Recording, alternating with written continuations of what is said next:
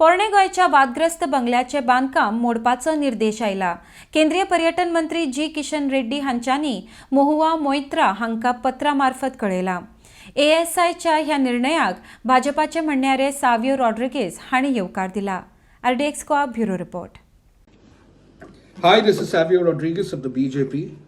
In a letter to the Member of Parliament from the Trinamool Congress, Mehua Moitra, Union Minister for Tourism G. Kishan Reddy, on the illegal bungalow case at Old Goa stated, I have got the matter examined and would like to inform you that the ASI has issued a demolition order against the illegal construction on 16th August 2022 under the provisions of the Ancient Monuments and Archaeological Sites and Remains Act of 1958. The important word in this letter is demolition and illegal construction. The ASI itself has found this to be an illegal construction.